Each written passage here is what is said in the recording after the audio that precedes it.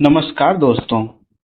अभी जैसा कि आपको पता है कि पूरा देश पहलगाम में हुए आतंकी हमले के शोक में डूबा हुआ है तथा भारत के हर नागरिकों में आतंकी हमले को लेकर आक्रोश समाया हुआ है। इन सब के बीच जम्मू कश्मीर के पूर्व डीजीपी एसपी वैद्य ने पहलगाम हमले को लेकर एक बहुत ही बड़ा बयान दिया है।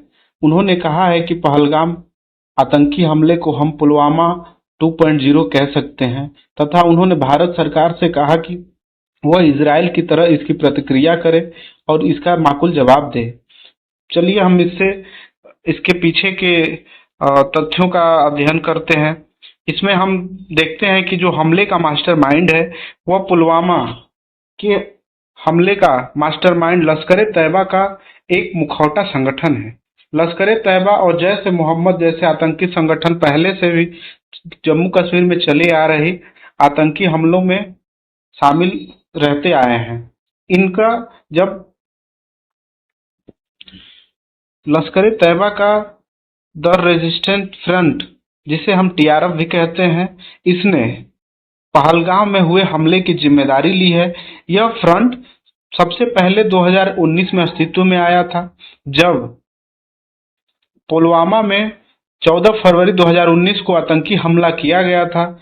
उसके विरोध में भारत सरकार ने पाकिस्तान पे बहुत दबाव बनाया था, जिससे पाकिस्तान की सरकार ने छोटे छोटे मिलिटेंट ग्रुप बनाकर उन्हें ट्रेनिंग देकर तथा उन्हें कश्मीर में भेजकर अशांति फैलाने के लिए इन जैसे मिनी टेररिस्ट ग्रुपों का गठन किया, जो लश्कर-ए-तैयबा के अंडर ही ट्रेनिंग लेता था, लेकिन इनके स्क्वाड अलग अलग होते थे। टीआरएफ की अगर हम बात करें तो इसका एक हिट स्क्वाड और एक फाल्कन स्क्वाड था, जो आने वाले दिनों में कश्मीर के लिए एक बड़ी चुनौती पेश कर सकता है।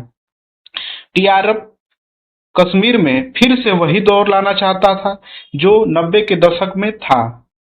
इस हमले के पीछे टीआरएफ को जिम्मेदारी देने का पाकिस्तान का यही मतलब था कि ये जो फ्रंट है वह ऊंचे स्थानों पे छिपने, ऊंचे स्थानों से टारगेट किलिंग को अंजाम देने और जंगले और ऊंचे इलाकों में आसानी से छिपने तथा निकलने में माहिर है।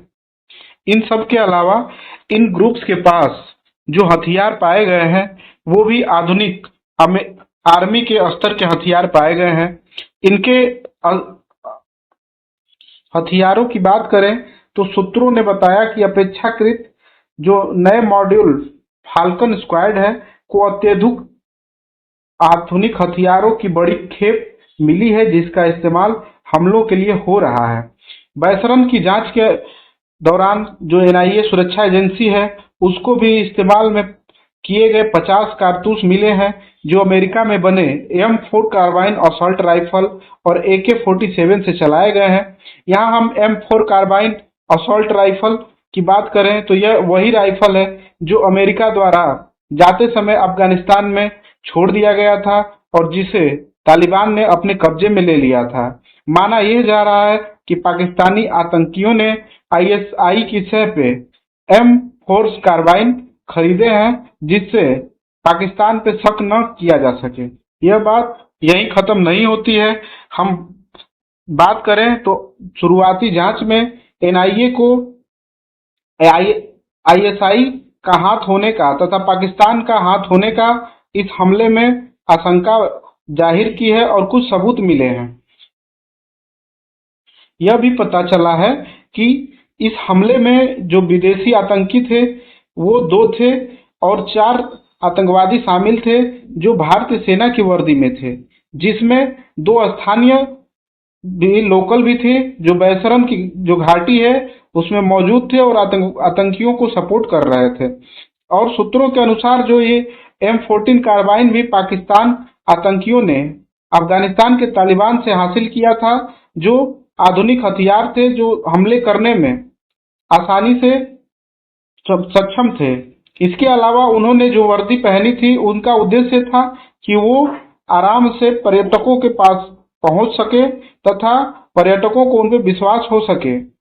इसके अलावा जो भारत सरकार है उसने इन सब के बाद जो सख्त कदम उठाए हैं, खुद प्रधानमंत्री माननीय नरेंद्र मोदी जी जो अब यूएई के दौरे पे थे और सऊदी अरबिया के दौरे पे थे, उन्होंने अपना दौरा बीच में ही छोड़कर वापस आ गया है और इसके मोर्चे संभाल लिए हैं। उन्होंने वहां से फोन पे माननीय गृह मंत्री जी को फोन किया तथा स्थिति का जायजा लेने और सुरक्षा व्यवस्था बनाए रहने का निर्देश दिया।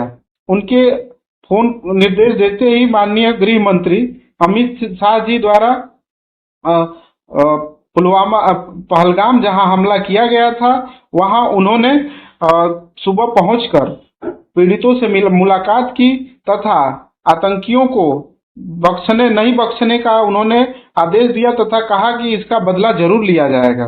इन सब के अलावा दिल्ली में आज शाम कैबिनेट कमेटी ऑन सिक्योरिटी यानी सीसीएस की बैठक बुलाई गई है, जिसमें तय होगा कि किस तरह इस हरकत का जवाब देना है। इस मीटिंग में पूरी कैबिनेट के अलावा माननीय प्रधानमंत्री